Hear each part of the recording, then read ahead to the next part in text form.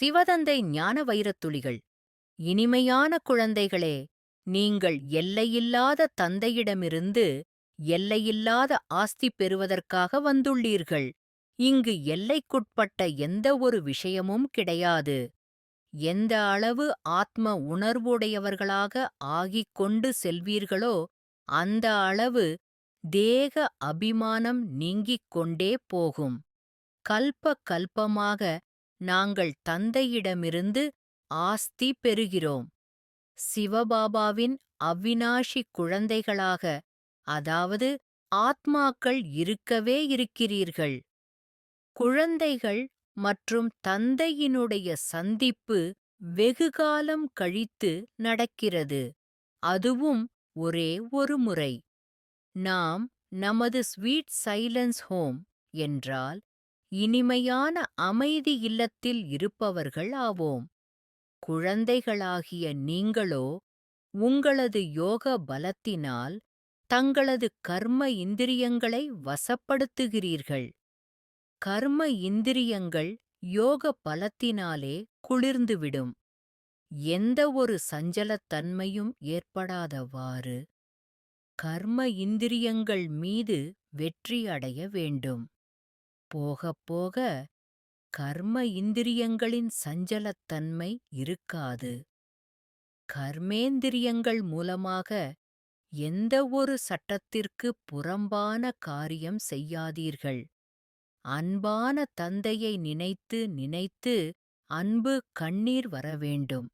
நீங்கள் நிறைய பக்தி செய்துள்ளீர்கள், அடி வாங்கி உள்ளீர்கள் என்று தந்தை கூறுகிறார். 1. கர்ம இந்திரியங்களை வசப்படுத்துங்கள். 2. தெய்வீக குணங்களை நடைமுறையில் கொண்டு வாருங்கள்.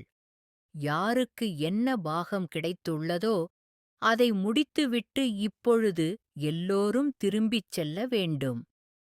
முழு விருட்சத்தின் ரகசியம் புத்தியில் உள்ளது. தந்தையினுடைய ஸ்ரீமத் மற்றும் விதிமுறை எல்லாவற்றையும் விட தனிப்பட்டது ஆகும். வழி என்றால் ஆலோசனை. அதன் மூலம் நமது சத்கதி கிடைக்கிறது. மெல்ல மெல்ல உங்களுடையதும் விருத்தி ஆகிக் கொண்டே போகும். அதிகமான விஷயங்களில் செல்ல வேண்டிய அவசியமே இல்லை. பழையது இப்பொழுது முடியப்போகிறது. இதன் மீது என்ன பற்று வைப்பது? இப்பொழுதோ நாடகம் முடிவடைகிறது. நாம் வீட்டிற்குச் செல்கிறோம். புருஷார்த்தம் என்றால் முயற்சி அவசியம் செய்ய வேண்டும். நாடகத்தில் இருந்தால் கிடைக்கும் என்பதல்ல. கர்மம் செய்யாமல் யாரும் இருக்க முடியாது. கர்ம சந்நியாசம் என்பது நடக்க முடியாது. நல்லது. சிவதந்தை தந்த வரதான நினைவின் பிராப்தி. Manifestation of this day. ஓம் சாந்தி.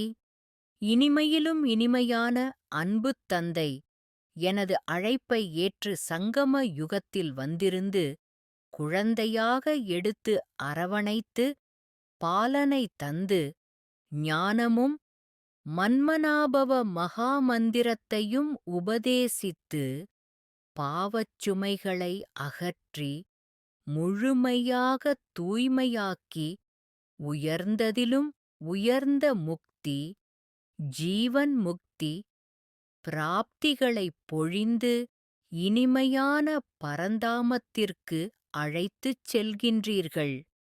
அழிவில்லாத ஆத்மா தெய்வீக குணங்கள் பண்புகளால் நிறைந்து உண்மையானவைகளையே அணிகலன்களாக அணிந்து கொள்ளவும், உண்மையானவைகளை உண்பதும், உண்மையாகப் பேசுவது, உண்மையான நடத்தைகள் அனைத்துமே சத்தியத் தந்தையின் உறவில் சாத்தியமாகி பிரகாசம் பெறுகின்றது. எனது தந்தையை நான் அடைந்திருக்கும் எல்லையற்ற பொக்கிஷமாக உணர்ந்து உயர்ந்த கவனத்துடன் எனக்குள் பத்திரப்படுத்திக் கொள்கின்றேன். எனது வெற்றிகள் அனைத்தையும் இலகுவாக அடைந்து கொண்டிருக்கும் வளர்ச்சியைப் பெற்றிருக்கின்றேன். எல்லையற்ற தந்தையின் உறவை, சம்பந்தங்களை, தொடர்புகளை பிறப்புரிமையாகப் பெற்றிருக்கின்றேன்.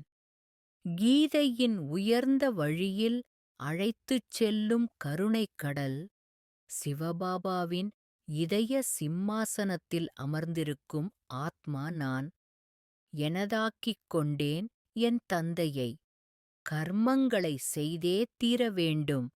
கர்ம சந்நியாசம் என்பது நடைமுறையில் இல்லாத ஒன்று என்பதை உணர்ந்து கர்மயோகி ஆகி காரியங்கள் நிறைவேற்றும் பக்குவம் பெற்றுக்கொண்டே வருகின்றேன்.